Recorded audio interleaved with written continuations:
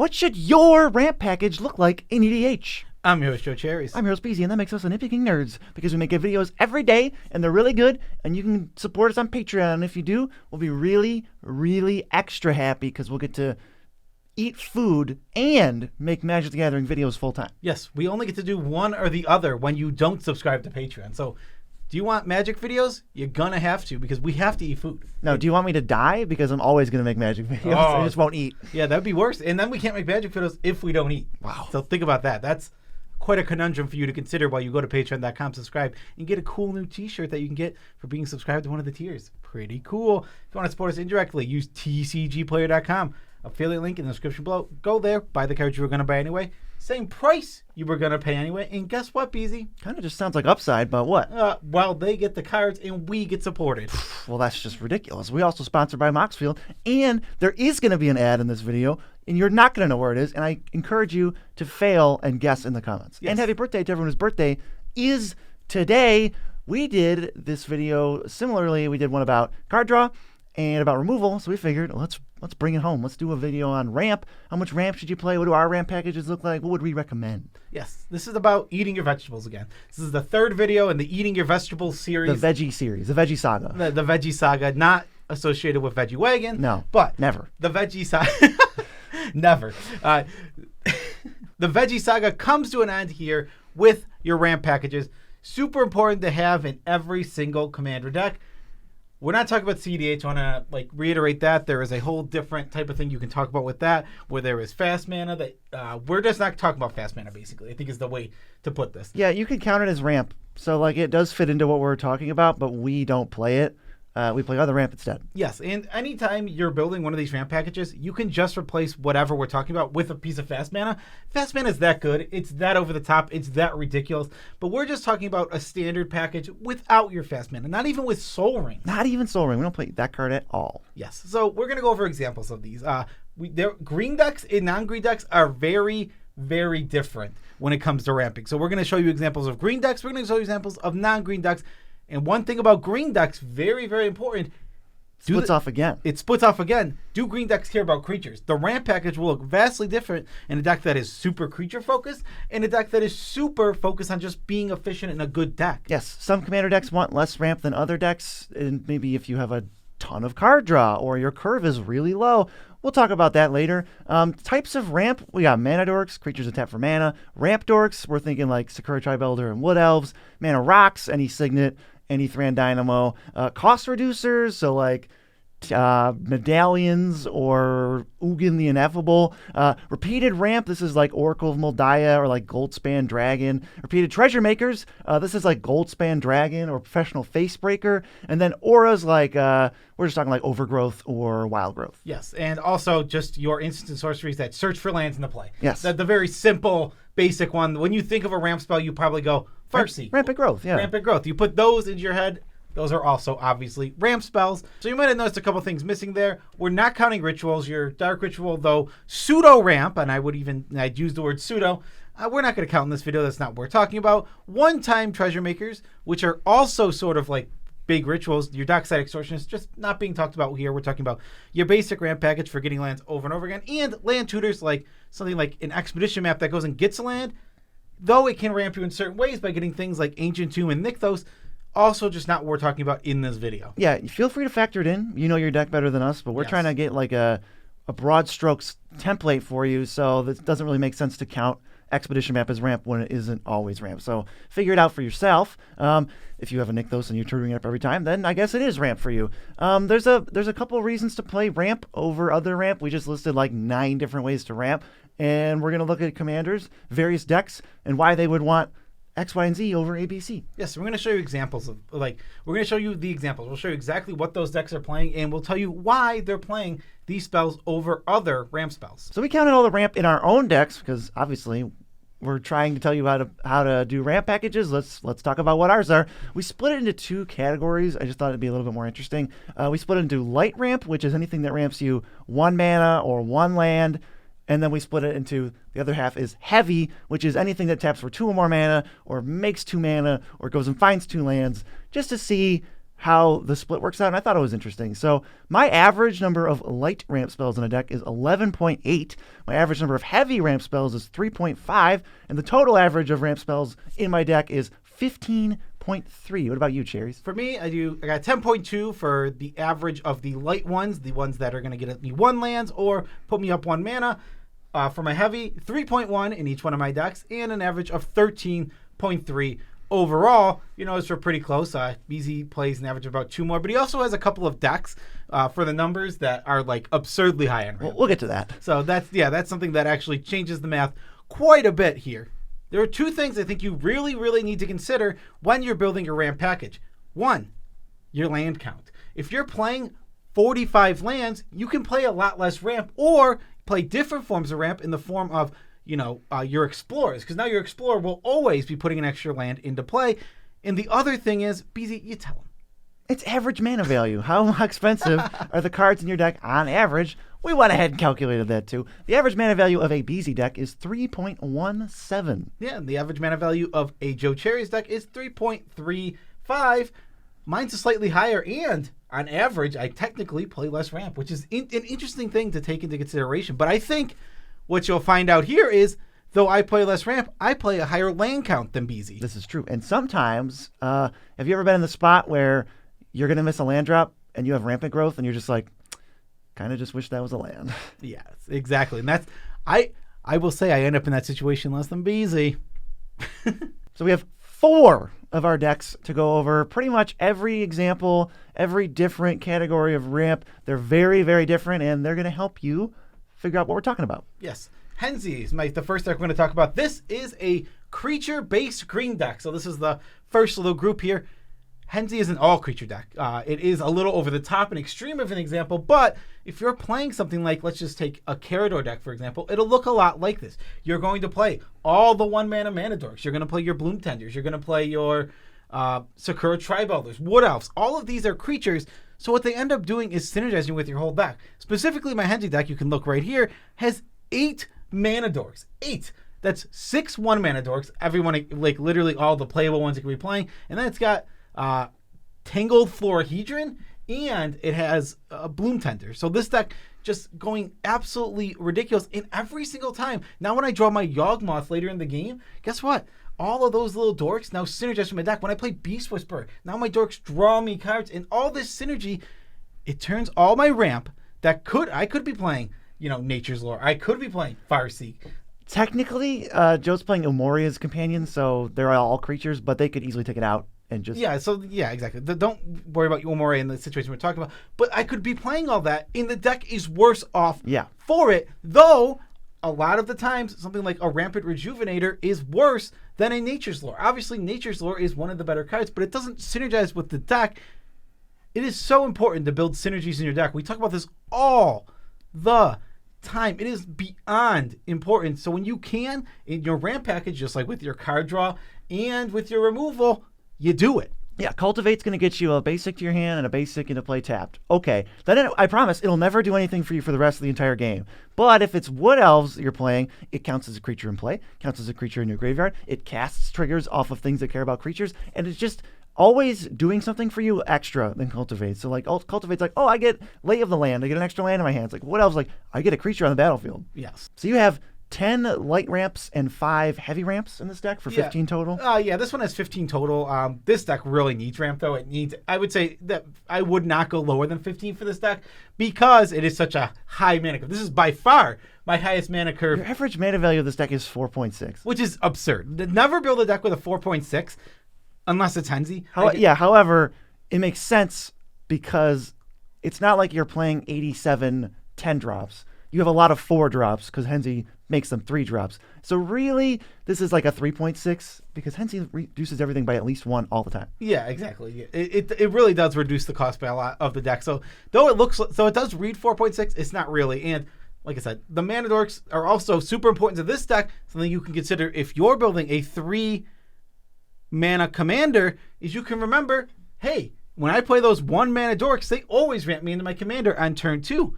They make them extra powerful. It's an extra synergy for the deck. Then you're slamming 4-mana blitz creatures on turn 3. Yeah, and you're off to the Way races. ahead of schedule. Yeah, and I mean, there's so many decks with 3-mana commanders that just want to play it right away. How about another Cherries deck, which is the same color combination? Yes, it is, and it's a Zyra deck. This is a not creature-based green deck. This is like your control-y Jund out deck. This is a control deck, a Jund deck, a mid-range deck. You can call it whatever one of those things you want to call it. Call it all three: control, mid-range, Jund. Conjund range. Conjund range. Call it that. That sounds perfect.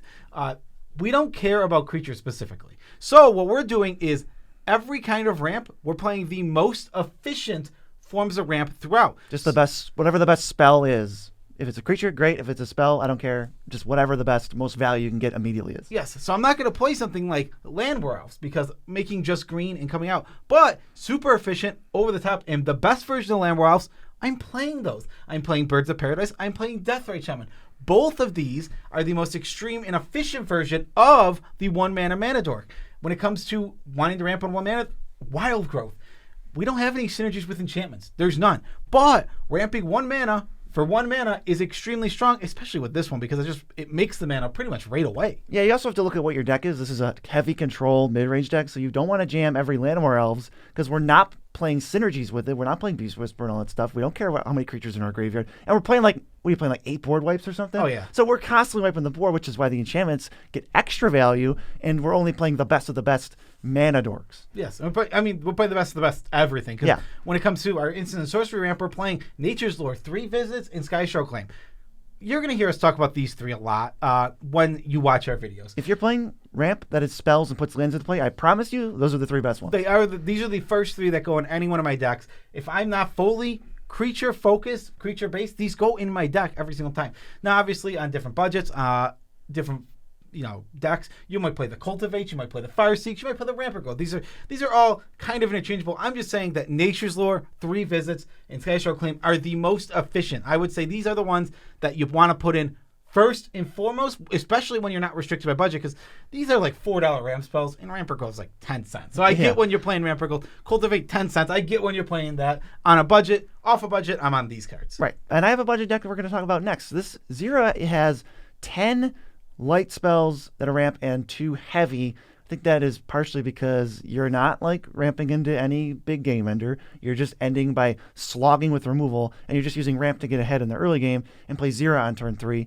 And you have a lot of card draw and a lot of lands. Yeah, exactly. This deck doesn't miss its land drops. It does like its ramp. Like we said, this is a little row. It enjoys playing its ramp. But because it's drawing cards so often and at such a high frequency, we end up not needing to have as many ramp spells because we're never going to miss a land drop. That turn 13 land drop, you're making that almost every time with a deck like this. I mean, let's also be clear. You only mean it's low in the Joe Cherry's average or the BZ average, because I see a lot of things, a lot of people talking about like play 10 ramp spells.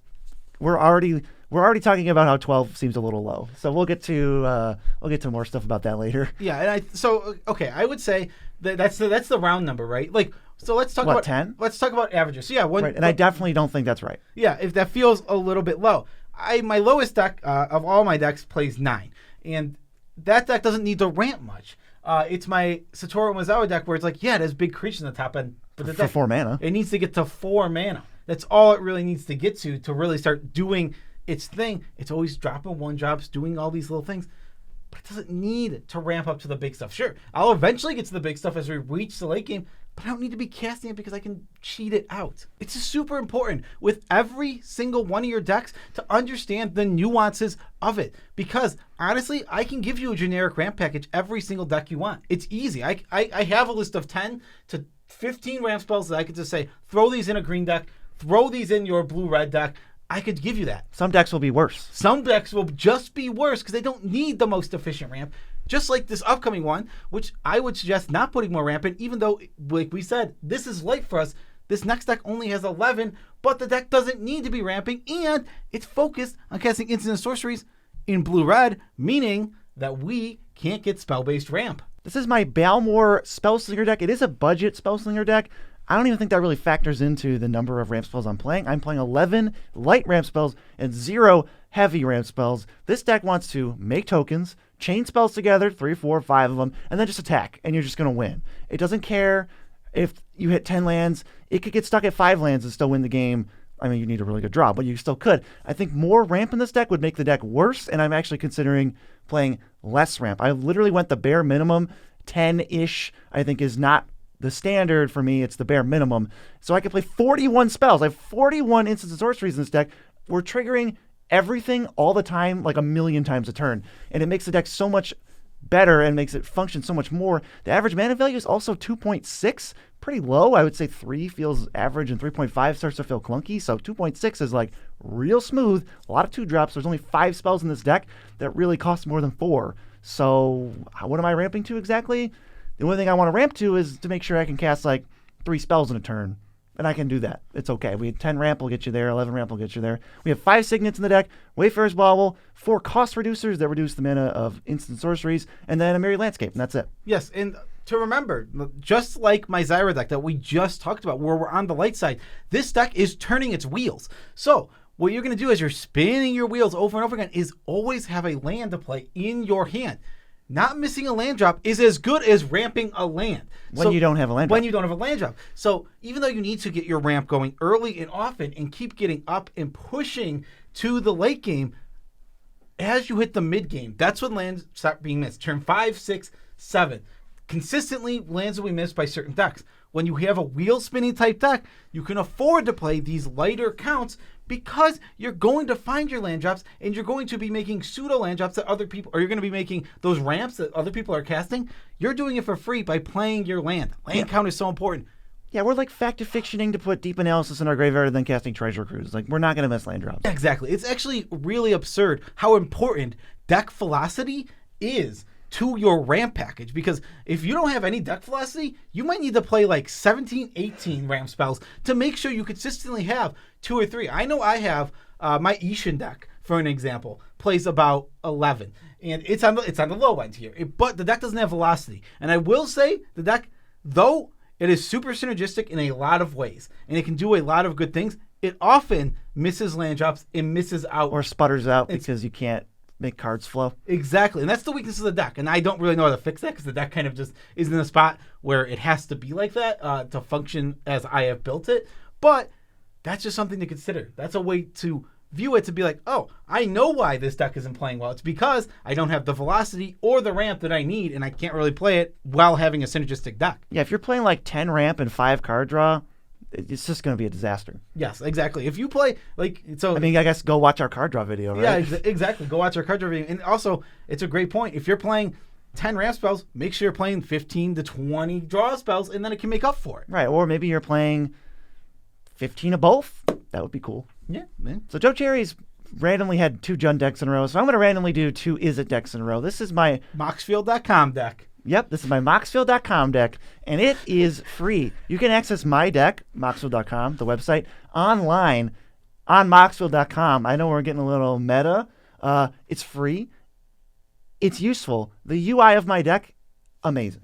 Yes, Moxfield.com is honestly just an amazing deck building website where you can go and put all your decks for any format. Now, I know you're here for Commander, so let me tell you, it is amazing for Commander. You want to build a budget deck. It's got ways to tell you the prices. What? You don't like the prices from TCG Player? Psh, Card Kingdom prices are also there. This has ways to just export your cards, buy the cards off of the website. Support Moxfield.com because guess what? They support us. They support us, and they are the best deck building website ever. I'm eating food after this because of them. And also, I will say, if you want a bonus feature that I did not know that existed a week ago, you can collab on decks with people and have 2 people able to edit and basically own a deck at the same time. You got to make sure you're following each other, and you can change the authors of the deck. It's like... blew my mind. It is amazing. It is an awesome feature. Sit down with a friend and just build a deck together. All right, now BZ's actual deck. This is another Izzet deck. The Moxfield deck was Izzet. This is another one. This is Brutaclad, Telcor Engineer. I'm playing 11 light ramp spells and 6 heavy. So I went, we have Brutaclad at the lower end, and this is at a little bit above average if my average is 15. This is 17 ramp spells. This is like a more traditional deck. We're trying to ramp into big plays. We have a 9 drop, some 6 drops, and we're trying to make a million tokens with Brutaclad, which requires a lot of mana, so we're pretty mana hungry. I have a mix of mana rocks and token makers. There's like Urza, Thran Spider, Goldspan Dragon, and Professional Facebreaker that make tokens while also ramping consistently. And then there's like Enthusiastic Mechanaut, which reduces artifacts. This is an artifact-based deck. And then for the heavies, I just thought it was interesting to mention, we have Ugin the Virgin, Thran Dynamo, and like Replication Technique, which can copy lands, weirdly enough. And the average mana value of this deck is 3.13, so also higher than Balmor, which trends make sense with the trend. I'm trying to ramp more in the deck that has higher mana value. Yes, if I was going to give you kind of a copy-paste kind of ramp list, this would kind of be it for your non-green decks. It's like a bunch of signets and then insert, half signets and then half insert synergy cards here. Yeah, exactly. So that's what your deck wants to do. You want to be playing those synergy pieces and you want to be playing those signets. 2 mana is where you want to be ramping for your 1 mana, your like light ramp. Your right ramp, you want the most of it to cost 2 mana because that's the sweet spot. That's when you don't have a lot to do in the game unless you're playing like hyper efficient EDH type deck. It's basically just the least amount of mana you can play for light ramp. Like I'm not going to pay 3 mana for light ramp when I can do it for 2, so I barely play any 3 mana rocks unless they synergize, so this deck has a few of those. And then I just want to bring up one thing I noticed since I was already calculating all the average mana values of my decks and all the average ramp numbers of my decks. I found that if my average mana value is around 3.5 or higher, I'm basically playing as much ramp as humanly possible. Not 10, not even 20. I have a deck with 23, I have a deck with 24, and I have a deck with 31 ramp spells. And I noticed the Cascade deck that I have is my worst performing deck. It's like constantly having issues and stuff. As I check the average mana value, it's 3.94, and I'm only playing 12 ramp spells. It's like, duh. No wonder I keep sputtering out and I can't hit my land drops and stuff. I got to put more ramp in that deck to match my other decks, which have literally 20 that are around that average mana value. And then if my average mana value is less than 3, I literally don't play more than 14 ramp spells. Mine is a lot more sporadic than that. My numbers don't follow these exact patterns. I tend to play what works best and feels best in my decks. And when I notice patterns like this isn't working, I tend to add more ramp to get to the point where the deck is more consistent. Yeah, this is just trends I noticed. Like I didn't do any of this intentionally. It's like, oh, this is just like a sweeping trend that I apparently subconsciously do. And I'm going to have to edit the Cascade deck. So maybe that's something you could do if you have a bunch of decks and you're wondering where you stand. This might give you some information. All right, let's go over some of the best ramps of each kind because it's important now. You've seen examples. You can kind of build your own ramp deck. Let's talk about what we actually play and why we play it. So let's start with the spell-based ramp. We went over this pretty much already. Nature's Lore, Nature's 3 Visits, and Nature's Skyshroud Claim are the 3 that we talk about playing the most. Now, I want to say Rampant Growth, Farseek, also very good, usually where I'm going to right after this. Into the North fits in this category as well. And the very best ones all can get you lands with types or something like that. So in examples, Nature's Lore, 3 Visits, and Skyshroud Claim can all get you any type of forest. Any single type of forest. So that means you can get your Shocklands, your Triumphs, all of this. These become a ton of fixing. And yeah, a Rampant Growth can get you any 1 color of land, but it can never get you 2. Plus, the Nature's Claims, 3 Visits, they have even more, don't worry. And Skyshroud Claims, those come in untapped. Almost none of these come in untapped. Yeah, we don't really play Cultivate or Kodama's Reach. I think they're average, they're functional cards, but we're never going to play them when we have access to everything we just mentioned. That's just where our hierarchy is. Let's go to Mana Dorks. Every 1 mana dork is amazing. People don't play any of those cards enough. They're all fantastic. Unless your deck has no synergy with creatures, which I would then recommend if you're playing a bunch of mana dorks or a bunch of board wipes like Cherry's control deck, I think you're just jamming as many mana dorks in as you can. They're amazing. And I think there's also some outliers, like depending on what your deck is, you might want Blue Tender. It's fantastic. Jiraga Tree Speaker can be awesome. I'm coming to the realization that Blue Tender is really, really good. If even in 2-color decks, the card is really good. There's no 2 mana dork that taps for 2. 2 mana dorks that tap for 2 just don't really exist. So this card is just really, really good overall. And there's also examples of over the top big stuff where there's gigantic mana dorks that you play in your deck where it's oh my goodness, it taps for 20 mana. Whenever the one where it's equal to the amount of life you've gained that turn. Yeah, or Karamitra's Acolyte. And it's hard to put these in a spot, but the cards that tap to untap a land are basically mana dorks. Those can make a ton of mana too. And I think that it's weird because all the 1 mana dorks, they're pretty much as good as each other. There's like, it doesn't really matter too much, especially if you're mono green. It's like Boreal Druid and Llanowar Elves. 1 mana Dork, great, get in my deck. If you're like 3 colors, you start to care, and you can make those decisions. Let's go to ramp dorks. I'm thinking Sakura Tribe Elder. That's in like first and every foremost. deck has that card. It like surpasses the category it's in. It's just great because it's on par with Rampant Growth, except it's a creature. It literally is Rampant Growth, right? It's the same as that card, except you get a 1/1 creature that can chump block, that can die, Counts as a creature in your graveyard. Creature cast. It just does a million little things. The other one that we tend to play a lot tends to be your Wood Elves because it gets a forest, which can be a dual land just like before. Wood Elves is the nature's lore of Cultivates. And it comes in untapped. Now, I think all the Farhaven Elves are pretty much playable. They're not the best, but they're all playable. Yeah, I think one thing I will recommend is I think Springbloom Druid is better than Farhaven Elf, so always play that one first. It's the same thing, but you get to put a land in your graveyard and trigger landfall twice. Yeah, and all these are really, really playable. There's also, if you have Synergy, I think Rampant Rejuvenator is off the charts. You just need Synergy with that card. I don't think it's like a card you can just throw in any deck, but if you care about +1 counters, you got Sacrifice Outlets. Card is really good. They come in untapped. Sure, it can only get basics. Those 2 lands come in untapped. This is Explosive Vegetations. That comes in untapped. Oh, it's heavy. It's heavy ramp. You also get Solemn Simulacrum, which is like a non-green staple, and some green decks want it. I think me and Cherries both have a green deck with it. And Burnished Heart, which does not see as much play as it used to. Yeah, Burnished Heart's okay. It's just okay. I play it in a deck, one of my 10 decks, but I think it's just okay. I guess you could put Wayfarer's Bauble in here, and we're always going to play Wayfarer's Bauble in like non-green decks. Yeah, for Mana Rocks, the simple start of it is Signets are just above and beyond. Those Signets and Talismans are like A tier. They're both basically the same thing. I think Signets are slightly worse than Talismans. I think so. Because Talismans don't need to have mana put into them. They only tap for the color when you need it to, and that's pretty much it. And the life is just super irrelevant. But they're both super close. If I'm playing a 3-color deck, I'm playing Arcane Signet, the 3 other Signets, and the 3 Talismans. That's like my first round. It's so easy to build a 3-color non-green artifact ramp mana base. That's just 7. It's 7 right there. It's so easy. Throw Wayfarer's Bauble in. Maybe play Sad Robot. Oh man, we're almost done. Yeah, it feels like that's like the easiest like mana base, or not mana base, ramp to build. It's so awesome how like quick you can do it. Yes, I also think Thought Vessel is worth considering. I love Mind Stone, and there's Felwar Stone, which is another basically rainbow rock, and all this 2-mana rock. Gee, it sure does make me not want to play 3-mana rocks, because what are they doing that these mana rocks aren't? Usually not much. If there's synergy, that's great, but as a generic recommendation, I don't think I have a single 3-mana rock I would generically recommend. Yeah, all of the 2-mana rocks that come in untapped are great. Even some of the ones that come in tapped are okay, but like you said, like all the ones that come in untapped are just really, really good. Even the ones that don't do anything. What was it, Fractured Power Stone? Worn Power Stone? No, Fractured. The one that it rolls the planar die. That's a good budget card. It doesn't do anything. It doesn't need to. Exactly. And it doesn't need to do anything. I would actually still put like Marble Diamond and stuff. I might still play that over 3-mana rocks if you're wondering for your budget decks.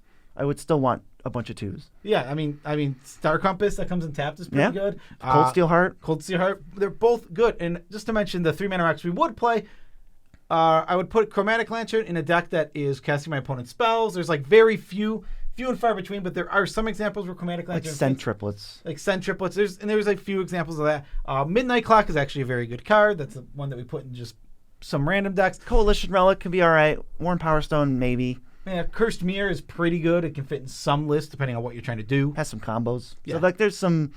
That's really most of them, honestly. Yeah. Cost reducers. All right, let's talk about some cost reducers. There are a lot of great cost reducers. The best ones that I can think of off the top of my head are just gotta be the medallions. They're so good. When you're in a monocolored deck, first thing you can put in is a medallion. Oh, mono green medallion. That's right. Even though we're in green, we're playing artifact ramp. What? That's how good medallions. Yeah, depending on how many 1-drops you have that can't be reduced. Yeah, I think you could still play that. There's also the green-red medallion, Goblin and Narcomancer, which is obviously for ghoul decks. Yes, there's so many that reduce spells. You've got your Goblin Electromancer, which, a Narcomancer. And there's the Psycho Wizards. BZ pointed out to me. I didn't realize it was based on Goblin Electromancer for a long time. So what did we say? We need Goblin Saccomancer and Saccomancer. what was it, Goblin Lifomancer or something? I don't remember. How am I ever going to remember such nonsense? That seems pretty sensible to me. Wizards of They has been a super strong one that we've been super into. Haughty Jin has been pretty good for me. I want to do a negative shout out for cards that seem like they work and then I never really can get them to work. It's the Familiar Cycle. They were like, let's just use the black one. It's 1 and a black, and it says your blue and your red spells cost 1 less, and it like has some other random ability that regenerates, I think. I don't know. In 3-color decks, I haven't loved this as much. No, I'm on the same exact page as you were. I will not play the Familiar Cycle. People, usually when we shout out Goblin Necromancer, we'll get comments saying, yeah, in the Familiar Cycle, but it's like, we're not on the Familiar Cycle. Like, we're not suggesting playing those. We're suggesting Goblin Necromancer reduces all the non-colorless spells in your deck, whereas it's only going to do 2/3 with the Familiar Right, it can't Cycle. possibly reduce all of them, and like it's not your only black card. Yeah, exactly. We have Repeated Ramp. Probably my favorite Repeated Ramp that comes from head right away is always going to be Sword of the Animist. It's a good one. You put it on and you just keep attacking over and over and over again, and you get so much value out of this stupid card. Yeah, this is like Oracle of Moldiah. Even like Exploration and Burgeoning can fall into here if you're getting extra land drops off of them. Anything that's like, hey, 1 ramp right now, and then a bunch later. We also have Repeated Treasures. Now, I know you're going to argue with us that, why did you guys count Darkside Extortionist in this? Because it makes 50 treasures, and even if you hit with this, what's the card? The Professional Facebreaker, like 7 times, they'll never make that many treasures. Because we made this. This is our video, and stop criticizing us. I mean, I don't think, making 5 treasures once, it's hard to differentiate between a ritual and that. Feel free to count all your Dockside Extortionists and Brass's bounties as ramp.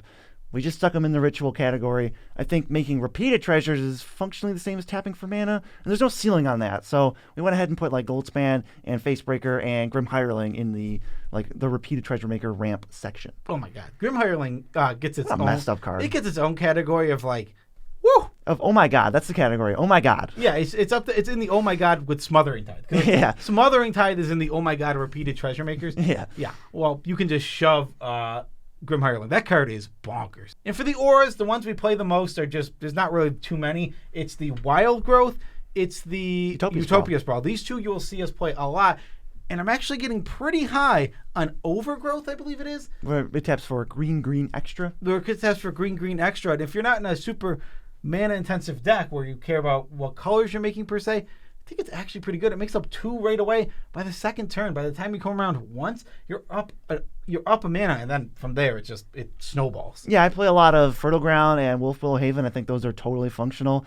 I mean, if we're talking about like, Wild Growth is basically free the turn you cast it. It's like, well, if you're Rampant Growthing, you could Wolfwillow Haven and then only have spent 1 mana this turn and then just start breaking even and being up. It's like pretty tempting, but they can be removed, although it won't happen that often. Yeah, they're not going to be targeted removal. They will fall victim to the Banes of Progress and the like Druid of Purification.